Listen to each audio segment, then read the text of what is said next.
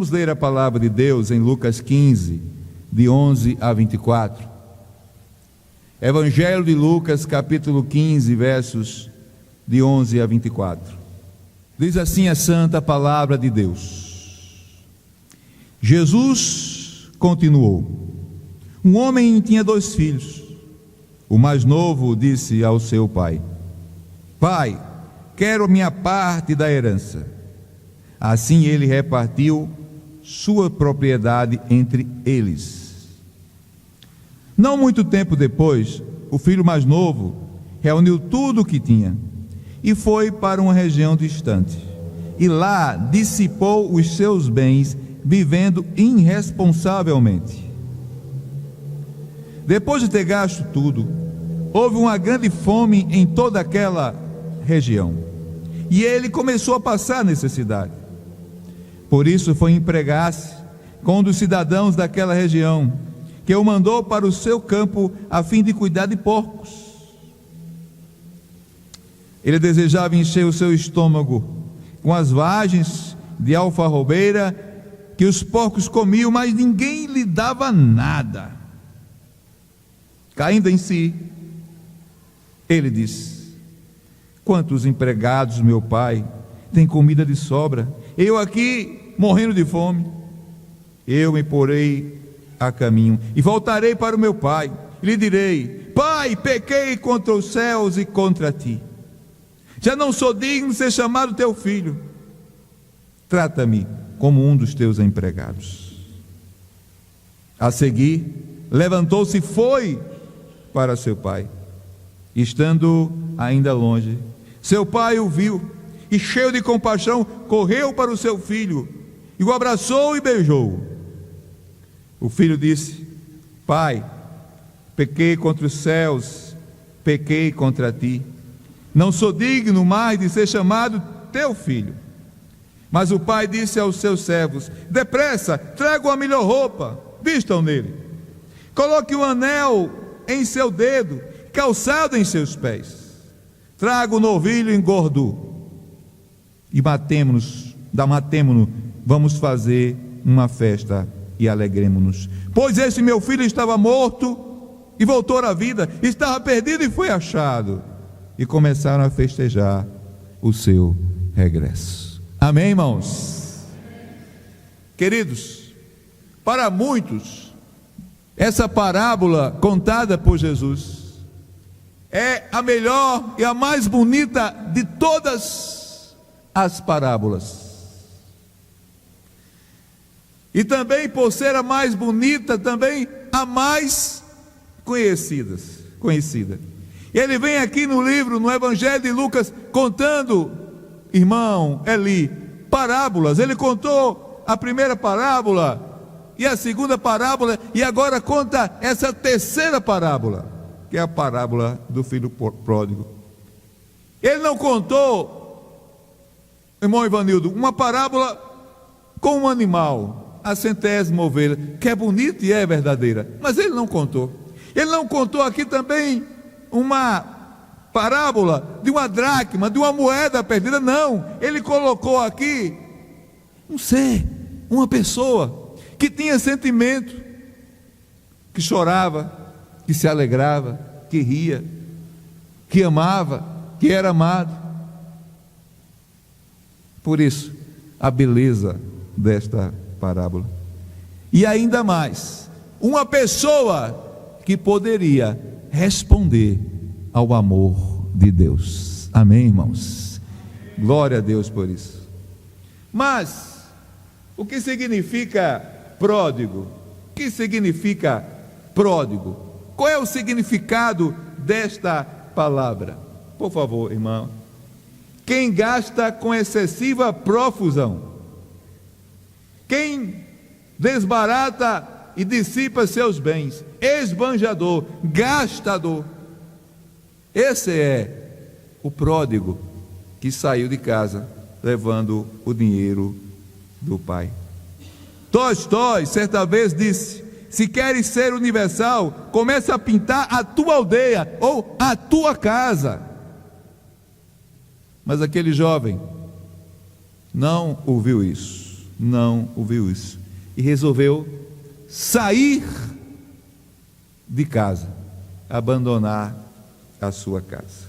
Nós podemos então falar um pouco mais sobre esse filho pródigo e essa saída, que nós gostaríamos de dizer que era uma saída inconsequente. Ele foi ou não inconsequente? Foi inconsequente. Verso 11 e verso 12 diz: Jesus continuou: um homem tinha 2 filhos. O mais novo disse ao seu pai: Pai, quero a minha parte da herança. Assim ele repartiu as suas propriedades entre eles. Não só o filho mais novo, mas o filho mais velho também recebeu. Nenhuma pessoa é tão amadurecida, irmã Sara Jéssica, que possa declarar a sua independência do seu pai e nem de Deus. Ninguém pode fazer isso. Isso demonstra precipitação e insensatez, por causa da pouca idade, irmã Marta, que aquele jovem tinha. Porque os poucos anos de vida, ele ainda não havia ensinado a ele a face cruel e maliciosa do mundo. Ele quis sair para experimentar o mundo. E o pai disse: tudo bem, deu a sua parte. E ele vendeu tudo e saiu. Mas por que o pai deixou? Você iria perguntar, e eu posso responder: é o livre-arbítrio que cada um de nós tem.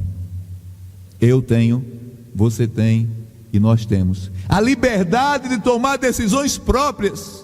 O pai não poderia segurar o filho à força, ele tinha que deixar o filho ir, era vontade do filho ir. E o pai, Bruno, deixou que ele fosse. Portanto, a pobreza e o vazio do mundo perverso, que até hoje ainda é assim, vinha sendo vivenciada com toda a intensidade por aquele filho. E ele percebera agora tudo o que estava acontecendo no mundo. Ele perdera o sentido necessário. E agora ele percebe a verdade. Por favor, irmã. O mundo dominado pelo pecado desnuda o homem de tudo que é bom. Do conhecimento, por favor, tá. De tudo que é bom. Do conhecimento das coisas divinas, da retidão moral, e o torna incapaz de fazer o bem.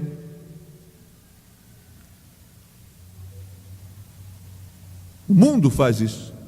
Ele tira a roupa, pode voltar, irmã, só aí. Ele tira a roupa do homem, de tudo que é bom, do conhecimento das coisas divinas, da retidão moral, e torna esse homem incapaz de fazer o bem. Este mundo não ensina nada que possa o homem fazer o bem. Em nenhum momento eu percebo, e parece que a sociedade, a cada dia, a cada momento, pior fica.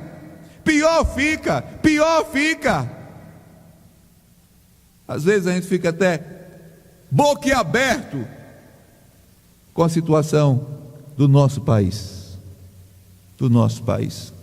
Rio de Janeiro está uma lástima, ao ponto de o governo federal, que também não é essas coisas todas, intervir lá com militares para tentar diminuir a violência naquele estado.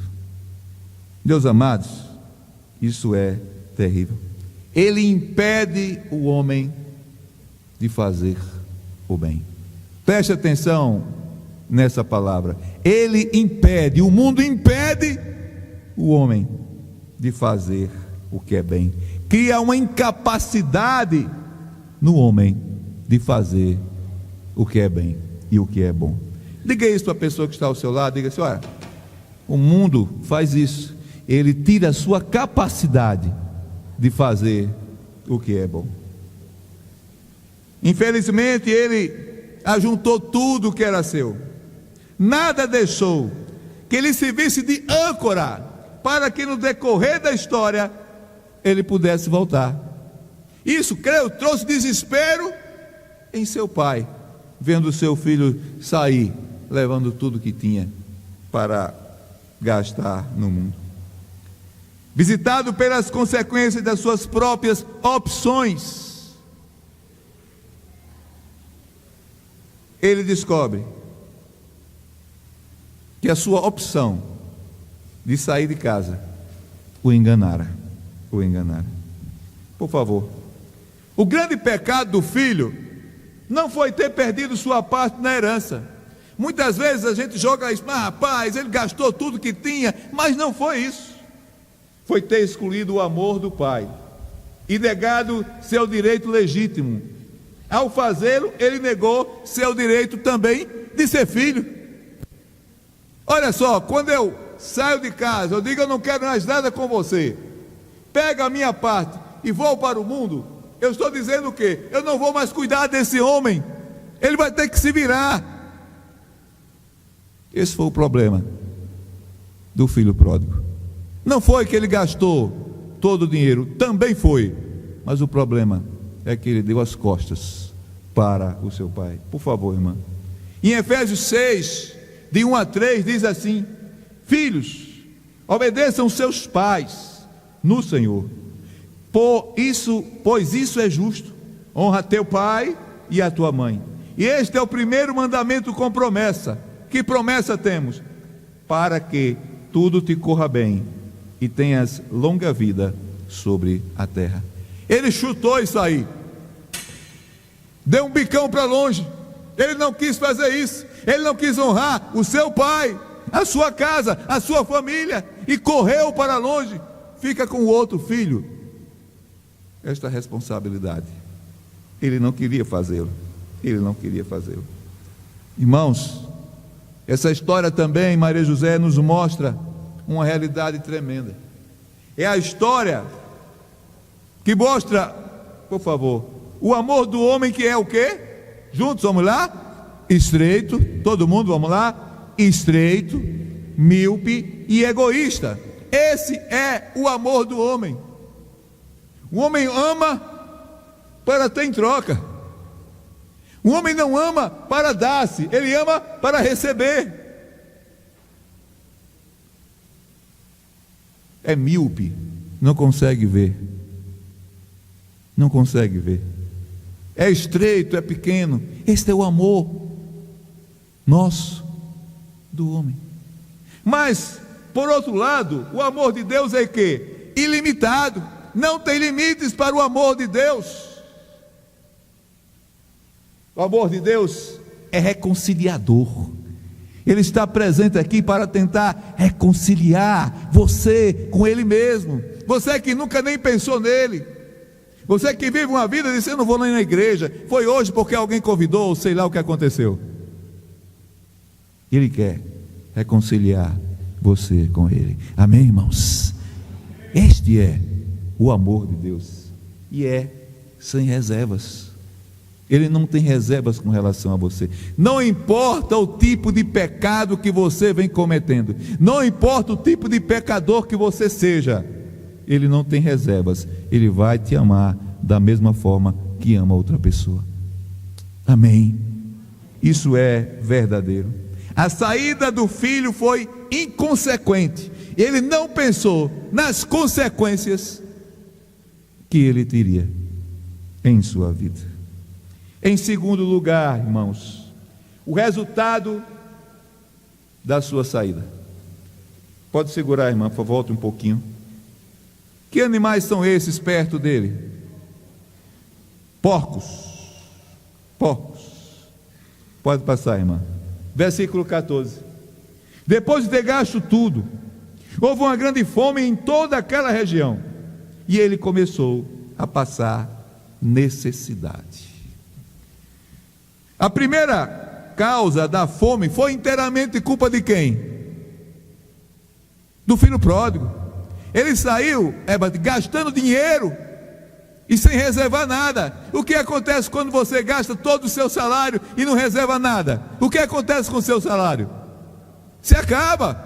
Se você não reserva nada para si, se acaba. Ele gastou, ele tinha muito dinheiro, mas ele foi gastando e gastando, Gabriela, ao ponto de seu dinheiro acabar. Ele não tinha mais dinheiro.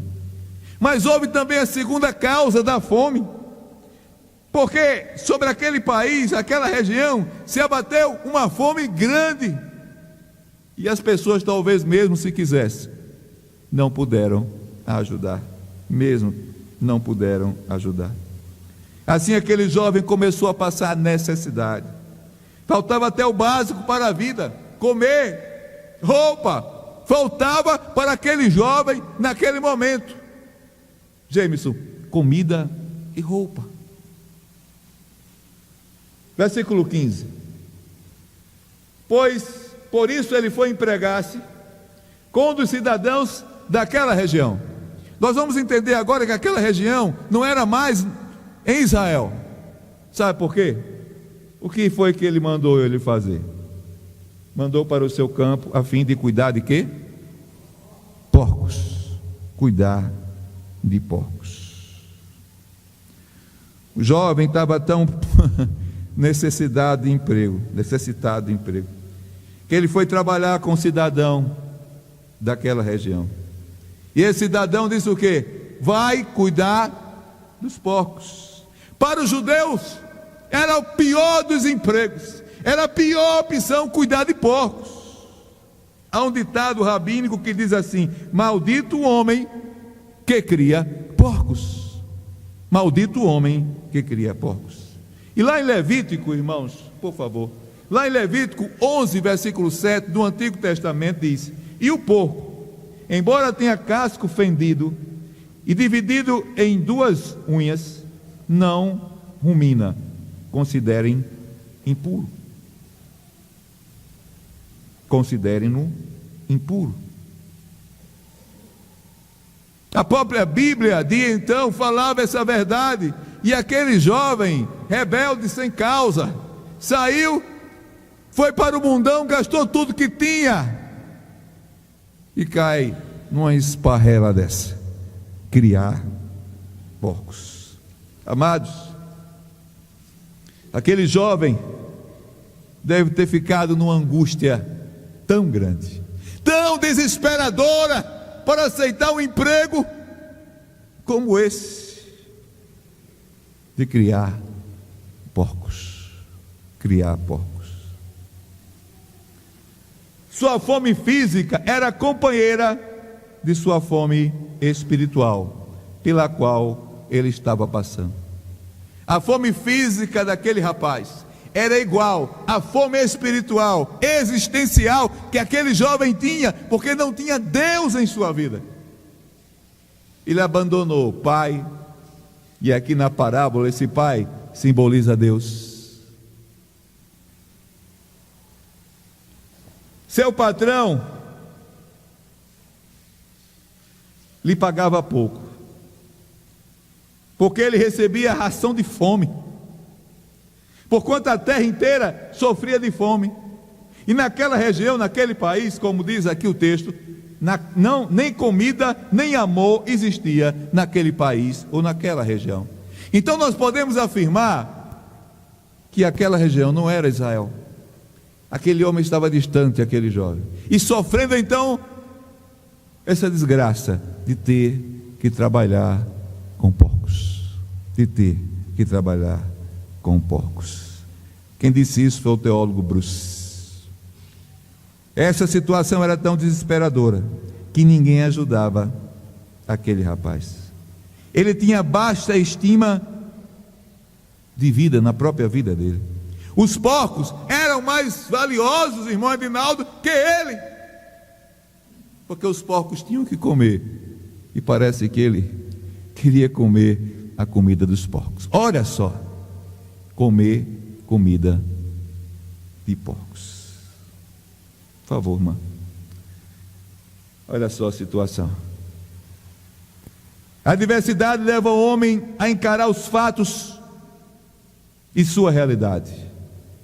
Ele parou e disse: não pode ser, eu vim parar aqui nesse lugar, criando os porcos e querendo comer da comida que os porcos comiam.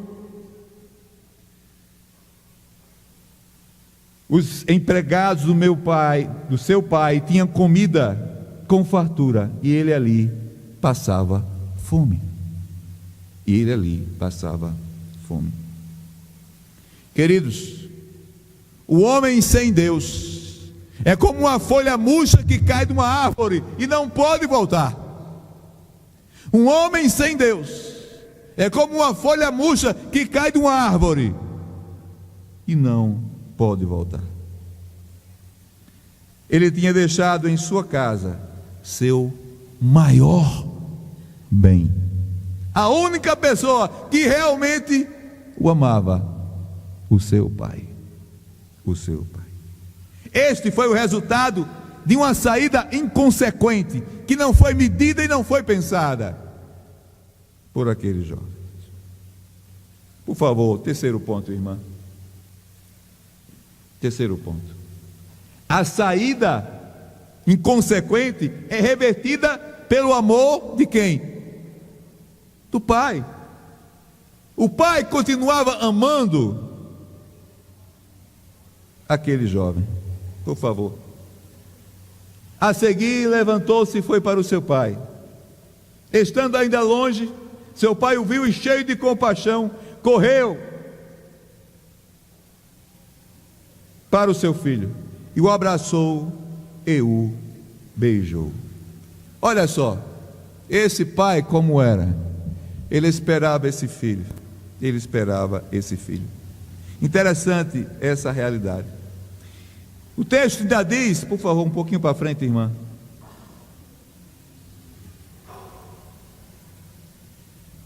Volte um pouco. Quando o pai viu aquele jovem vindo, só o pai para conhecer, porque eu creio que ele estava desfigurado, estava magro, estava com as roupas gastas, estava descalços. E o pai então viu aquele jovem vindo e não esperou que ele nem falasse tudo, correu ao encontro dele e o abraçou e o beijou. O abraçou e o beijou. Caindo em si, quando estava naquele lugar, ele emergiu do mundo irreal de sonhos e ilusão, para o qual ele tinha fugido, a fim de ver a sua situação sobre a verdadeira luz. O pai o esperava, correndo, abraçou e beijou. Sua primeira fome foi resolvida. Qual era a primeira fome que ele tinha? Era a fome de amor, de carinho, de sensibilidade das pessoas do mundo que estavam ao seu redor. E essa fome o pai resolveu. Ele ainda maltrapilho a caminho de casa. O pai resolveu a fome de carinho. Pois o pai era cheio de compaixão e acolhe o filho pródigo. O pai nem aceitou o discurso que ele tinha treinado fazer. Na casa do pai tinha abundância de comida para comer. Ele percebeu ali como foi ímpia e egoísta a motivação que o tinha levado a deixar para trás, dando as costas ao pai e correndo para o mundo. É interessante que quando ele chega, irmão Filipão, ele diz: não sou digno, eu não sou digno. Aí eu pergunto: quem entre nós aqui é digno de se voltar para Deus? Quem? Nenhum de nós somos dignos.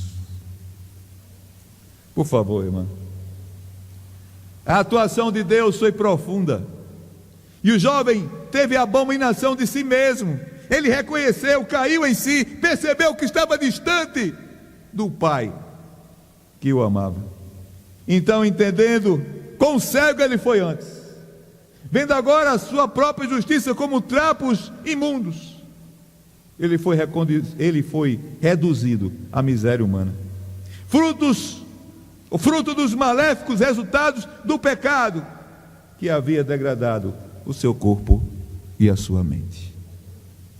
Chegou aquele jovem que saiu, irmã Silvana Paula, com dinheiro para gastar à torta e à direito, e volta agora humilhado, roupas rasgadas, descalço.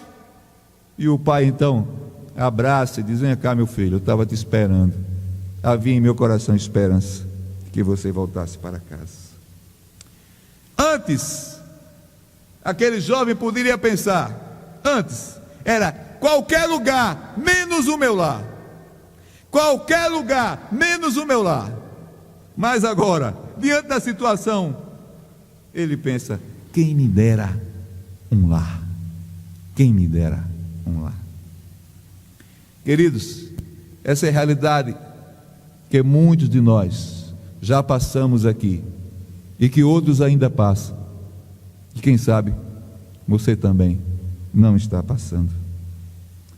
Vamos a alguns pontos para a gente refletir sobre essa volta desse jovem para a sua casa. Primeiro, irmão Dene, sem dúvidas ele pensava no conforto da casa do pai. Ele pensava. Mas naquele momento ele queria muito mais o sossego para a sua alma. Sossego para a sua alma. Se há no teu coração, no teu interior, algo que te agita, que mexe contigo, quando tu ouves uma mensagem da palavra de Deus, tenha certeza que é Deus começando a trabalhar no seu coração, inquietando o teu coração, para que tu possas receber de novo o amor dele através de Jesus Cristo. Segundo, ele já havia experimentado de todas as loucuras do mundo, e como Salomão achou tudo vão, como correr atrás do vento, como já dizia Salomão. Terceiro, nesse momento ele se levanta e dá o primeiro passo em direção ao Pai. Ele olha para aqueles porcos, olha para a realidade dele, olha para a vida dele e dá um estralo em sua mente, caiu em si. O que é que eu estou fazendo aqui? O que é que eu estou fazendo aqui? Na casa do meu pai, os trabalhadores têm fartura de comida e eu aqui passo fome. Esse foi o primeiro passo que ele deu, irmã Cíntia, em direção ao Pai. Quarto, a história não termina aqui. Não termina. Mas acontece quando o pai, que eu esperava, para lhe dar uma nova vida e curar o seu passado, aí sim, que essa história tem um fechamento maravilhoso, para a glória de Deus. Mas ainda um ponto mais alto dessa história, por favor. O ponto mais alto da história acontece quando o pai o encontra miserável no caminho e o abraça e o beija. Amém. Esse é o desejo de Deus. Sim, é o desejo de Deus, de te abraçar e te beijar. Não adianta treinar alguma coisa para dizer a Deus não, viu, Zé Carlos? Deus sabe das nossas vidas. A gente tem que chegar diante dele e reconhecer que nós não somos nada e que precisamos do seu amor para viver. Agora, irmãos, havia acabado a espera do pai pelo filho, uma espera marcada por esperança e por agonia, a esperança de ter o filho de volta e o temor de ver o seu filho perdido, destruído pelo mundo onde ele estava vivendo. Acabou, chegou ao fim.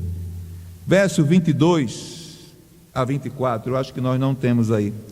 Diz assim: mas o pai disse a seus servos: depressa, tragam a melhor roupa, vistam dele, coloque o anel em seu dedo, calçados em seus pés, tragam um novilho gordo e matem-no, vamos fazer uma festa e alegrar-se.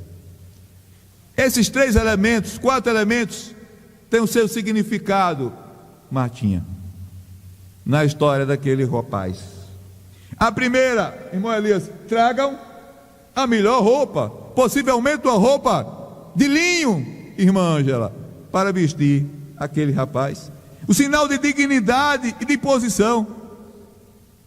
Segundo, traga um anel, possivelmente um anel da família, para colocar no seu dedo, dizendo que ele voltava então à família. Ele estava descalço, e quem andava descalço eram os escravos. Um homem livre, ele não andava descalço. E ele estava dizendo com esse ato, Melina, que o filho dele não era mais escravo, mas era um homem livre no amor do Senhor. Amém, irmãos? E o novilho cevado? O novilho cevado pode-se ter a ideia de que é Jesus Cristo que morreu na cruz para nos salvar. E naquele momento foi a comida que ele usou para se alegrar com o filho que estava de volta. Recebeu com júbilo, com alegria. Meus amados, eu queria a atenção maior de todos agora. A filiação não se baseia no valor da volta do filho pródigo, não, mas sim no amor do pai. O filho pródigo estava no mundo perdido, mas o pai continuava esperando em seu coração esperança dele voltar e medo que o mundo pudesse destruir. Eu não sei qual a tua perspectiva de vida hoje, mas existe um que sabe, é Deus. Existe outro que sabe, que é você. Sim, podemos afirmar que aquela saída inconsequente foi revertida pelo amor do pai. O filho saiu de uma forma louca, desesperada, para gastar dinheiro. Ele sofreu as consequências deste mundo que não ama ninguém. Que não ama ninguém. Enquanto você tem dinheiro, você vai ter o mundo aos seus pés. Mas perca o dinheiro que você tem, por alguma forma, você vai ver quem são os seus realmente amigos. Em terceiro, o amor do pai pode reverter essa saída inconsequente e as consequências deste mundo perdido. Que Deus nos abençoe. E que essa palavra lida e pregada nessa noite possa fazer guarida no teu coração.